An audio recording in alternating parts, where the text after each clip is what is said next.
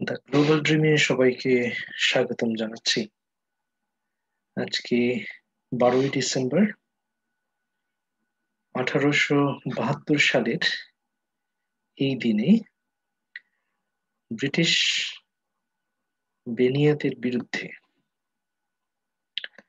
স্বাধীন গারো জনগোষ্ঠী, যারা নিজেদেরকে স্বাধীন মনে করতেন, যারা মনে করতেন ব্রিটিশদের দ্বারা গারোরা প্রতারিত হচ্ছেন, তাদেরকে ঠকিয়ে জোর জুলুম ভাবে ট্যাক্স আদায়ের চেষ্টা করছেন, তাদের সেই জুলুম অত্যাচারের নির্যাতনের বিরুদ্ধে যে কয়েকজন গারো নেতৃবৃন্দ, জিলসেং Sangma, জিলসেং দালপত,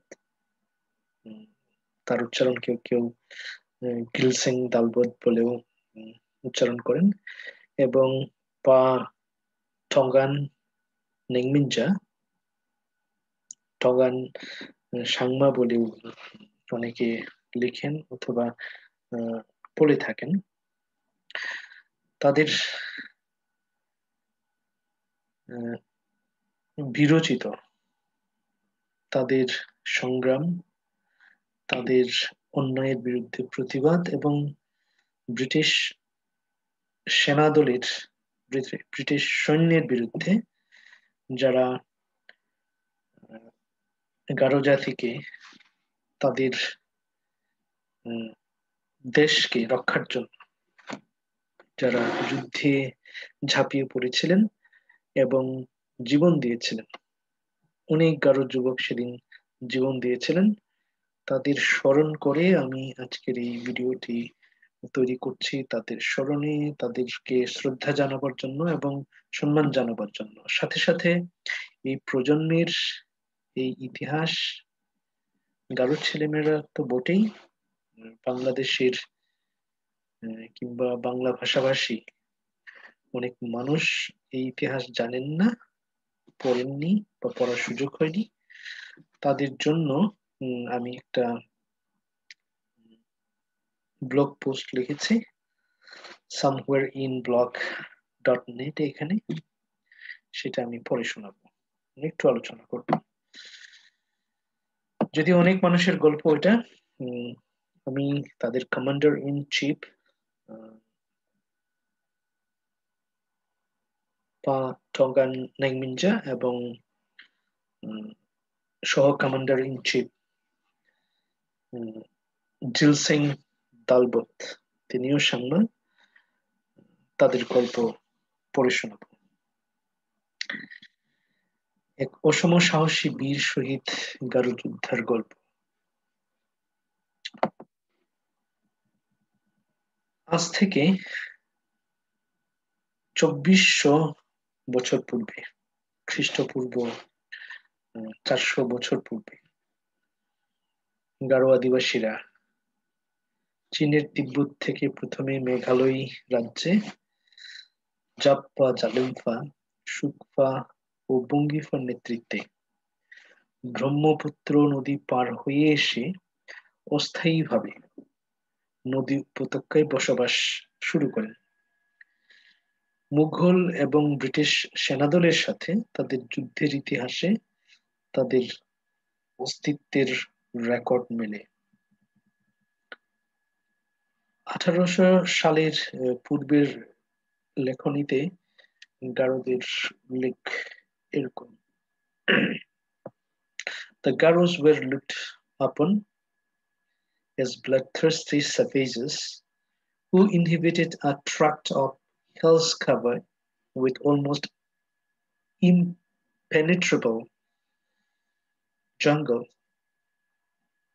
the climate of which was considered so deadly as to make it impossible for a white man to live there. মনে রাখবেন, এই লেখাগুলো তৎকালীন ব্রিটিশ রাইটারদের দ্বারা লিখিত, কাজেই তারা গারোদেরকে তখন ব্লাডথার্স্টি, হেড হান্টার, স্যাভেজেস এই ধরনের আখ্যা দিত। আর ওই সময়গুলোতে মুসলিমদের যেহেতু ওরকম আমাদের ওই এরিয়াতে ওরকম স্বাধীন রাষ্ট্র ছিল না, এই জন্য মুসলমানদের বা বাঙালিদের তারা মানুষই মনে করতো না। তখন যত জমিদার ছিলেন বেশিরভাগই ছিলেন হলো হিন্দু। কাজেই হিন্দু শাসিত এলাকায় আসলে অন্যান্য জাতিগোষ্ঠীদের খুব একটা মর্যাদা দেওয়া হতো না। তাদেরকে অনেকটা চাকর বাকরের মতো করে মনে করা হতো, একটু নিম্ন শ্রেণীর মনে করা হতো। সেখানে গারোরা যেহেতু সবসময় বিদ্রোহ করেছে, তারা স্বাধীন থাকতে চেয়েছে, তারা কারো আন্ডারে থাকতে চায় নাই, তারা খাজনা দিতে চাইতো না, বলতো যে এই পৃথিবী পৃথিবী পৃথিবীর জমি, গাছপালা, নদী নালা এগুলো হলো ঈশ্বরের দান, ঈশ্বরের তৈরি। তারা নগ্যপা বলে, তার সৃষ্টিকর্তা আছে, সেটা মানুষকে দেওয়া হয়েছে, কাজে কোনো মানুষকে তারা ট্যাক্স দিবে না। এটা ছিল তাদের উম, তাদের সাথে আহ, ব্রিটিশ সরকারের সাথে দ্বন্দ্ব। ব্রিটিশ সরকার ট্যাক্স নিতে চাইতেন, গারো চিপ যারা, নকমা যারা, তারা ট্যাক্স দিতে চাইতেন না। আর ব্রিটিশ সরকার চাচ্ছিলেন তাদেরকে দমিয়ে দমন করে তাদের আয়ত্তে এনে ট্যাক্স আদায় করবে।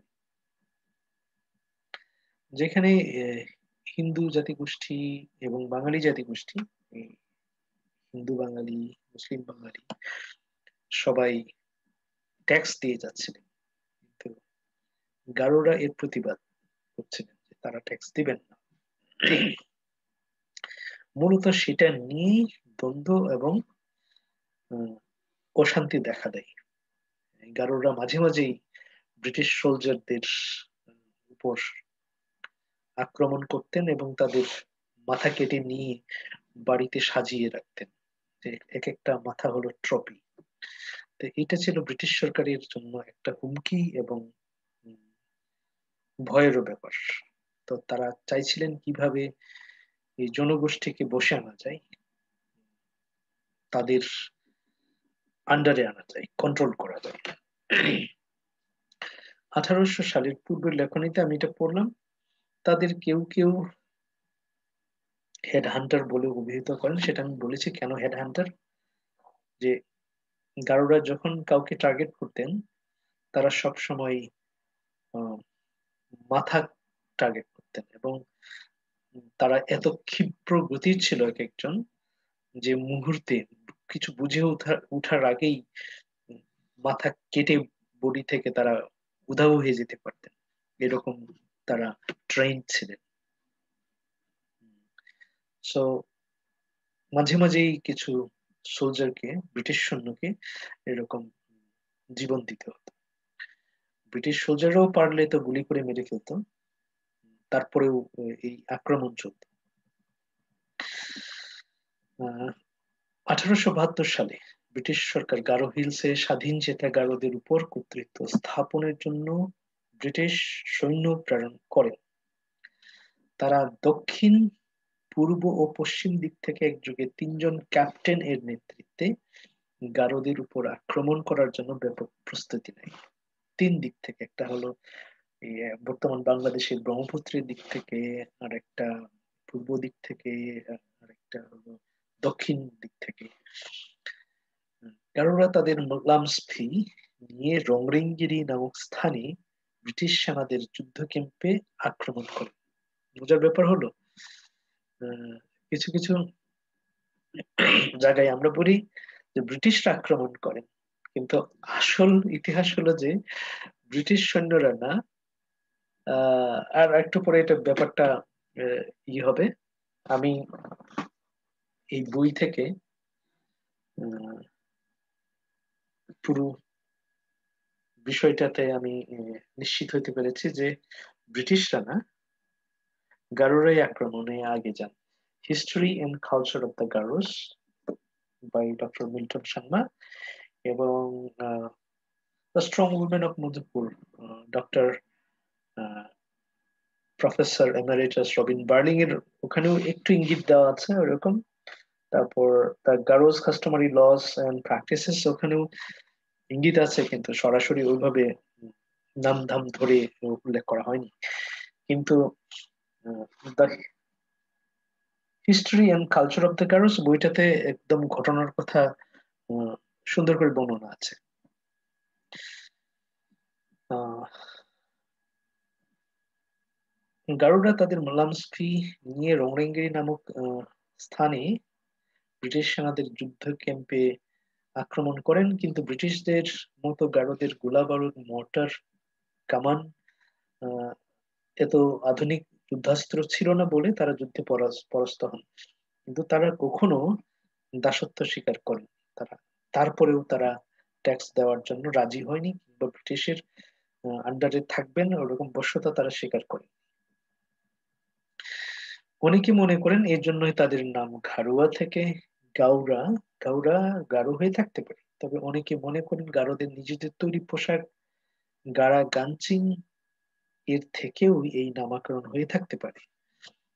ওই যুদ্ধের বীর সেনাপতি ছিলেন গারো যুবক টঙ্গান এন সাংমা, এন মানে নেংমিনজা, এবং গিলসেং তালবত। কেউ কেউ জিলসেং তালবত বলেও উচ্চারণ করেন, কারণ তার নামটা জি দিয়ে লেখা হয়,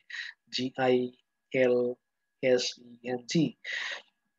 গারোরা সম্মানিত কোনো গারো নেতা বা বয়োজ্যেষ্ঠ কারোর নামের আগে পা শব্দ ব্যবহার করে থাকেন। পা টঙ্গান এম সাংমা ব্রিটিশ সৈন্যদের সাথে ও অসম সাহসিকতার সাথে ব্রিটিশদের আহ, ব্রিটিশ সৈন্যদের অসম সাহসিকতার সাথে মোকাবেলা করে যুদ্ধক্ষেত্রে শহীদ হন 1872 সালে। তবে এটা 12ই ডিসেম্বরেই কিনা সেটা নিশ্চিত হওয়া যায়নি। তবে এই দিনটিকে পালন করা হয় 12 ডিসেম্বর। তিনি গারোদের প্রথম শহীদ যিনি গারোদের অধিকার সংগ্রামে শহীদ হন।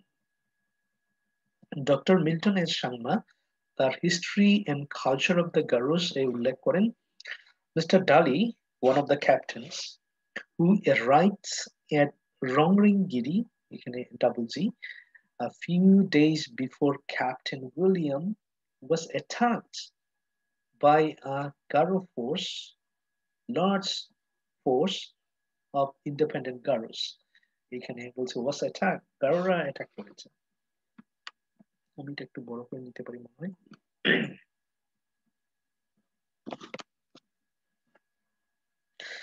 গারো অনেক যোদ্ধা নিহত এবং আহত হওয়ার খবরে অনেক নেতা এবং যোদ্ধা পিছু হটেন, কিন্তু পা টঙ্গান নেংমিনজা এবং চিলসেং দালপত গিলসেং দালপত তাতে দমে যাননি। তারা সবাইকে উজ্জীবিত করে পুনরায় আক্রমণে নেতৃত্ব দেন। সে মুহূর্তের বর্ণনায় ডক্টর মিল্টন লিখেন, The Garos retired, leaving several men killed and wounded. Father Pianadji has an interesting story about the incidents that took place in his last battle with the British at Rongringiri in 1872. One of the last portions of the interior to submit was Rongringiri. Rumor had reached those independent chiefs বলতে এখানে গারো চিপসদের বলা হচ্ছে, গারো নকমাদের কথা বলা হচ্ছে, যারা নিজেদেরকে independent ঘোষণা করেছেন, স্বাধীন। কারোরা কারোর অধীন নয়, কারোরা স্বাধীন। বিকজ যা কিছু তারা পেয়েছেন সৃষ্টিকর্তা থেকে পেয়েছেন, তারা মানুষের কাছ থেকে পাননি, কাজে মানুষের জন্য তারা ট্যাক্স দিবেন। One of the last portions, আচ্ছা এটা বলেছি আমি। Rumor had reached those independent chiefs that government soldiers had hollow spears that spat fire at a great distance.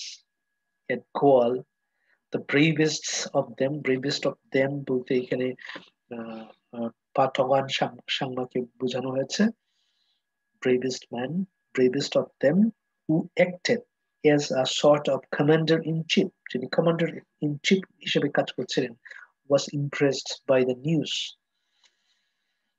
He determined to counteract. তিনি পুনরায় আক্রমণে যেতে চাইলেন, and so while the other chiefs and warriors were downhearted at the unwelcome news, he busied himself heating up his spear and thrusting it red hot into a banana stem. To his great joy, their iron cooled down at once. আক্রমণে যেতে চাইলেন, সবাই যখন পিছু হটতে চাইছিলেন, যখন মনে করছিলেন যে অনেকগুলো মানুষের মধ্যে মারা গেছে, অনেকগুলো যোদ্ধা মারা গেছে, এখন পিছু হটা বুদ্ধিমানের কাজ হবে, কিন্তু কমান্ডার ইন চিফ তিনি সবাইকে উজ্জীবিত করেন এবং আবার যুদ্ধে এগিয়ে যান। এবং দেখা যায় শেষে বলছে কুল ডাউন এট ওয়ান্স, এবং তিনি একদম থেমে গেলেন মানে তাকে কামানের গোলাবর্ষণে ঝাঁঝরা করে দেওয়া হলো। ওকে, তারপরে ঘটনা আরো বর্ণনা আছে, আমি অতগুলো আনলাম না। পরবর্তীতে গারো রাজনীতিবিদ, দেশপ্রেমিক পা সোনারাম আর সাংবার নেতৃত্বে গারোরা আবারও সংঘবদ্ধ হয়ে ব্রিটিশ সৈন্যদের সাথে যুদ্ধে অবতীর্ণ হন। পা সোনারাম সাংমা ব্রিটিশ সরকারের অধীনে চাকরি করতেন বলে জানা যায়, তবে পরবর্তীতে ব্রিটিশ সরকারের গারোদের উপর অন্যায়, অত্যাচার, শোষণের প্রতিবাদে তিনি চাকরিতে ইস্তফা দেন। ব্রিটিশ সরকার ক্ষিপ্ত হয়ে পা সোনারাম সাংমা এবং অন্যান্য গারো নেতৃবৃন্দের উপর হামলা মামলা অব্যাহত রাখেন এবং তিনি 1916 সালে পরলোক গমন করেন। আমি কিছু প্রাচীন মানুষের কাছ থেকে শুনেছি, পা সোনারাম সাংমা আসলে তিনি মারা যান নাই, তাকে ধরে নিয়ে অত্যাচার করে, জুলুম করে মেরে ফেলা হয়। তবে এর বিপরীতে আমি কোনো বইয়ে এরকম কোনো লেখা, প্রমাণ, দলিল, দস্তাবেজ আমি খুঁজে পাইনি। তবে আমার মনে হয় বেশ 5-7 বছর আগে আমাদের এক বড় ভাই সরোজ সাংমা পা সোনারাম সাংমাকে নিয়ে একটা বই লিখেছেন। ওই বইটা আমার পড়ার সুযোগ হয়নি এখনো, আমি যেহেতু দেশের বাইরে থাকি, বইটা আমার হাতে আসেনি। হয়তো বা সেখানে বিস্তারিত লেখা আছে, কি লেখা আছে আমার জানা নেই। পা টগান নেংমিনজা ছিলেন একজন অসম সাহসী বীর যোদ্ধা। তাকে গারোদের মধ্যে প্রথম বীর মুক্তিযোদ্ধা বলে সম্মান জানানো হয়। তার সম্পর্কে বলা হয়, পা টগান Nengminja was a brave warrior who is considered to be the first Garo freedom fighter. তিনি মেঘালয় গারো হিলস এবং উইলিয়ামনগরের কাছে সামান্দা নামক একটা গ্রামে জন্মগ্রহণ করেন। সামান্দা না সমন্দা না সামন্দা, উচ্চারণটা ঠিক আমার জানা নেই। 1872 সালে ব্রিটিশ বাহিনীর সামরিক সৈন্য সামন্ত তুরা থেকে বর্তমান ইস্ট গারো হিলস এলাকায় ঘিরে ফেলেন। আসলে 3 দিক থেকে ঘিরে ফেলেন, একদিক থেকে না, 3 জন ক্যাপ্টেনের নেতৃত্বে। তারা গারো নেতাদের আত্মসমর্পণ করার জন্য আহ্বান জানালে গারো নেতা পা টগান নেংমিনজা তা প্রত্যাখ্যান করেন। ফলে ব্রিটিশ বাহিনী এবং গারোদের মধ্যে যুদ্ধ অনিবার্য হয়ে পড়ে। কিভাবে প্রস্তাব পাঠানো হয়েছিল এবং কিভাবে প্রত্যাখ্যান করা হয়েছিল এ সম্পর্কে বিস্তারিত জানা যায় না। ব্রিটিশ সৈন্যদল মাচ্ছু রংক্রেক এই কাছেই রংরেঙ্গিরি নামক গ্রামে তাদের যুদ্ধ খেম স্থাপন করলে গারোদের মধ্যে ভীতি ছড়িয়ে পড়ে। মাচ্ছু রংক্রেক এই জায়গায় একজন ক্যাপ্টেনের নেতৃত্বে কয়েক হাজার ব্রিটিশ সৈন্য সেখানে মোতায়েন করা হয় একটা ক্যাম্প করে গারোদের বিরুদ্ধে যুদ্ধের প্রস্তুতি হিসেবে। আরো 2 দিক থেকে আরো ক্যাপ্টেনের নেতৃত্বে সৈন্যরা আসছিল তখন, কিন্তু অসম সাহসী পা টগান সবাইকে সংগঠিত করেন এবং যুদ্ধের জন্য প্রস্তুত নিতে নির্দেশ দেন। গারোদের তিনি উজ্জীবিত করে তোলেন। তিনি তাদের বুঝাতে সক্ষম হন দাসত্ব মেনে নেওয়া থেকে যুদ্ধ করে প্রাণ দেওয়া সম্মানজনক। তারা দেশের প্রয়োজনে জীবন দিবেন, কিন্তু পরাধীনতা মেনে নিবেন না কখনোই। গারোদের যুদ্ধ কৌশল পাটঙ্গান সাংমা নিজে শেখানোর দায়িত্ব নেন। তাদেরকে ট্রেন আপ করেন আসলে পাটঙ্গান সাংমা এবং গিলসেন সাংমা, গিলসেন তালপো। পাটঙ্গান গারো জাতিকে যুদ্ধে নেতৃত্ব দেন। পাটঙ্গান সাংমার নেতৃত্বে গারো যুদ্ধাগন ব্রিটিশ যুদ্ধ ক্যাম্পে অতর্কিতে আক্রমণ চালান। এখন ব্রিটিশ ইতিহাসে উম, তারা এটা বলেন যে তারা তখন ঘুমের মধ্যে ছিলেন। তো তারা বলার চেষ্টা করেন যে গারোরা হলো খাওয়ার্ড, কারণ তারা ঘুমের মধ্যে আক্রমণ করেন। কিন্তু প্রকৃতপক্ষে যখন আক্রমণে যায় তখন ছিল সকাল। সকাল কয়টা সেটা জানা যায় না, কিন্তু অনেক লেখাই বলছে যে ইট ওয়াজ মর্নিং। জানা যায় শেষের দিকে যুদ্ধ অনেকটাই একতরফা হয়ে যায়। তার যোদ্ধাদের সাথে তাদের তুমুল যুদ্ধ বাধে, হয়তোবা তুমুল বলতে বিক্ষিপ্ত যুদ্ধ এখানে সেখানে হয়েছে। তুমুল হবার আসলে আমি লজিক্যালি যদি দেখি, যুদ্ধ তুমুল হবার সম্ভাবনা খুব একটা নাই, কারণ তাদের হলো লামস্পি হলো অনেকটা তরবারি গারদের, এবং ঢাল তলোয়ারের মতো। আর তাদের হলো গোলা বারুদ সমৃদ্ধ ব্রিটিশ সৈন্যদের বিরুদ্ধে যুদ্ধটা একপেশে হবার কথা লজিক্যালি যদি চিন্তা করি। প্রথম দফায় গারুরা যুদ্ধে এগিয়ে গেলেও ব্রিটিশ সেনাবাহিনী যুদ্ধে ফিরে আসেন। জানা যায় শেষের দিকে যুদ্ধ অনেকটাই একতরফা হয়ে যায়, কারণ গারো যোদ্ধাদের যুদ্ধ প্রস্তুতি ছিল তাদের নিজস্ব তৈরি লাম এবং স্ফি দিয়ে। এবং তারা জানা যায় যে শরীরের কলা গাছ বেঁধেছিলেন যেন গোলা বারুদ কলা ভেদ করে তাদেরকে গুলিবিদ্ধ করতে না পারে। এটা হলো যে আমি প্রাচীন মানুষদের কাছ থেকে শুনেছি, তারা বলেছেন যে গারোরা যখন যুদ্ধে যেত, এরকম যাদের অস্ত্র শস্ত্র আছে তারা তখন কলা গাছ বাঁধতো তাদের সামনে, এবং বিশেষ করে সামনে, এবং ঢাল ইউজ করতে হলো মাথাকে রক্ষা করবার জন্য।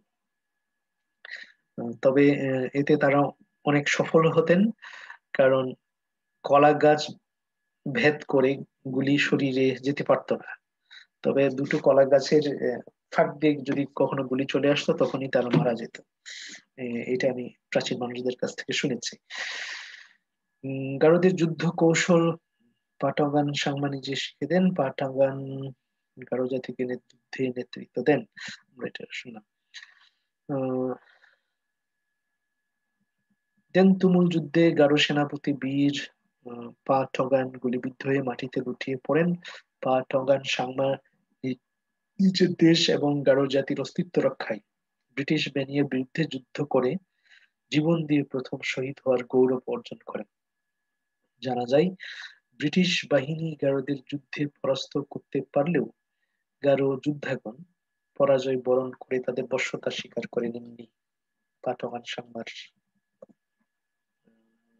এটা আসলে স্ট্যাচু থেকে তোলা ছবি, ইন্টারনেট থেকে নিয়েছি। পাটগান সাংমার প্রতি সম্মান দেখিয়ে প্রতি বছর 12 ডিসেম্বর গারো জাতি মেঘালয় গারো হিলসে তার ভাস্কর্যে ফুল দিয়ে সম্মান জানিয়ে থাকেন। সরকারিভাবেও কুচকাওয়াজ করে চৌকস পুলিশ দল ওপেন ফায়ার করে থাকে। চিফ মিনিস্টার ফুল দিতে যান সেখানে। 12 ডিসেম্বরকে মেঘালয় রাজ্য সরকার টগান নেংমিনজাস ডে হিসেবে ঘোষণা দিয়ে আজও পর্যন্ত স্মরণ করে রেখেছে। সে রাজ্যের সর্বস্তরের মানুষ পা টগান নেংমিনজাকে মেঘালয় রাজ্যের স্বাধীনতার অগ্রদূত, দেশমাতৃকার বীর শহীদ সন্তান বলে সম্মান জানায়। পা টগান সাংমার স্ট্যাচু অনেক উঁচুতে তৈরি। এটা আমি আরো অন্য ছবিগুলোতে দেখেছি, এটার ভিডিও আছে, আমার কাছে সংগ্রহ আছে। পেটঙ্গান নেংমিনজার এই বীরত্বপূর্ণ অবদানকে সম্মান জানিয়ে তাকে অমর করে রাখার জন্য রংরেং গিরিতে তার স্ট্যাচু তৈরি করা হয়েছে। ঠিক এটা রংরিংগিরি যেখানে যুদ্ধ হয়েছে সেখানেই হয়েছে নাকি আহ মাচ্ছু রংট্রেক যেখানে ক্যাম্প স্থাপন করেছিল ব্রিটিশ সৈন্যরা সেখানে হয়েছে, ঠিক বিষয়টা পরিষ্কার না। তবে আমার ধারণা রংরিংগিরিতেই এটা হয়েছে। সেখানে প্রতি বছর 12 ডিসেম্বর তার সম্মানে আয়োজন হয় শোভাযাত্রা, ফুল দিয়ে শ্রদ্ধা জ্ঞাপন, কুচকাওয়াজ, বিভিন্ন অনুষ্ঠান, নেচে গিয়ে ক্রিকেট করে গারোরা দিনটিকে উদযাপন করেন। গারো সংস্কৃতিতে সম্মানিত গারো পুরুষদের নামের আগে পা প্রত্যয় যোগ করার রীতি রয়েছে। পা এর আক্ষরিক অর্থ পিতা। আবার অনেকেই আহ, অনেক ছেলের নামের সাথে পা যোগ করে, যেমন জাঙ্গিন পা, জাঙ্গিন হলো ছেলে, পা হল বাবা, মানে জাঙ্গিনের বাবা, এরকম। কিন্তু পা নামের আগে সাধারণত উম, সম্মানিত মানুষকে, নেতৃস্থানীয় মানুষকে সম্মান জানিয়ে নামের আগে পা প্রত্যয় যোগ করা হয়। পা টঙ্গান নঙ্গিজার বীরত্বপূর্ণ অবদানকে সম্মান জানিয়ে অমর করে রাখার জন্য রমনাগিরিতে তার স্ট্যাচু তৈরি করা হয়েছে। সেখানে প্রতি বছর 12 ডিসেম্বর তার সম্মানে আয়োজন হয় শোভাযাত্রা, ফুল দিয়ে শ্রদ্ধা জ্ঞাপন, কুচকাওয়াজ। তার সংস্কৃতিতে আমি এটা বলেছি। জানা যায় ঠিক যেখানে ব্রিটিশ সেনাবাহিনীর সাথে যুদ্ধ করেছিলেন গারো যোদ্ধাগণ, সেই স্থানের নাম রংরিংগিরি। রংরিংগিরি তাই গারোদের জন্য এক ঐতিহাসিক নাম, একটি যুদ্ধ দলিল। ব্রিটিশ সেনাবাহিনীর সাথে তুলনা করলে গারো বীর গারো মুক্তি সেনানীদের শক্তি ও ক্ষমতা অতি তুচ্ছ, এটা অনুমান করা যায়। যেখানে বড় বড় দেশ ব্রিটিশদের ভয়ে বশ্যতা স্বীকার করে নিত, অনেক দেশ, পৃথিবীর প্রায় সব দেশ তাদের বশ্যতা স্বীকার করে নিয়েছে, তাদেরকে এখনো ট্যাক্স দেয়, অস্ট্রেলিয়া এখনো ট্যাক্স দেয়, কানাডা এখনো তাদের ট্যাক্স দেয়। সেখানে গারোদের ব্রিটিশ বেড়াকে আক্রমণের অসীম সাহস আজ থেকে প্রায় 150 বছর পরেও অন্যায়, অবিচার ও জুলুমের বিরুদ্ধে প্রতিবাদ, প্রতিরোধ, লড়াই, সংগ্রাম করতে শুধু গারোদের নয়, প্রেরণার উৎস হয়ে আছে পুরো পৃথিবীর জন্য। আজকের এই দিনে পাঠঙ্গা ন্যাংমিঞ্জা দিবস উপলক্ষে সবাইকে জানাই সংগ্রামী শুভেচ্ছা। আমাদের আগামী প্রজন্ম হোক এক একজন পাঠঙ্গা ন্যাংমিঞ্জার মতো সাহসী বীর, যা পৃথিবীতে ঘুষ, দুর্নীতি, শোষণ, বঞ্চনা, নারী নির্যাতন, শিশু বলাৎকার, ধর্মান্ধ কিছু তথাকথিত হুজুরদের বিরুদ্ধে আওয়াজ তুলবে, যাদের প্রতিবাদ, প্রতিরোধের আওয়াজ মানুষকে নতুন করে বাঁচতে শেখাবে। পৃথিবী হোক সবার জন্য নিরাপদ ও ভয়ারণ্য, নিরাপদ এবং আনন্দময়। পুনশ্চ এই লেখা থেকে উদ্ধৃত দেওয়া যাবে অবশ্যই, তবে তবে যেন কেউ জাস্ট কপি পেস্ট করে নিজের নামে চালিয়ে না দেন। উদ্ধৃতি দিলে লেখকের নাম উল্লেখ করা প্রয়োজন, উল্লেখ করবেন। তথ্যসূত্র দেওয়া আছে কোত্থেকে আমি লেখাগুলো নিয়েছি। আমার আগের দুটো লেখাতেও এটার উল্লেখ আছে। যাই হোক, অনেকে কপি পেস্ট করেন এবং নিজের নামে চালিয়ে দেন, আবার স্ট্যাটাস দিবেন যে আমার লেখা কপি হচ্ছে। বা টঙ্গান সাংমাকে নিয়ে এত বড় লেখা এর আগে কখনো লেখা হয় নাই। This is the first time একটু বড় করে লেখা হলো। এর আগে আমি অনেকবার লিখেছি ছোট করে, এইবারে একটু বড় করে লিখলাম, কারণ এই সম্পর্কে কেউ লিখছে না। 2-4 লাইন লিখে সবাই, ঠিক আছে, আশা করি অনেকে জানার জন্য আরেকটু সুবিধা হবে। So thank you so much. এটা শেয়ার করবেন সবার সাথে যেন সবাই পড়তে পারে।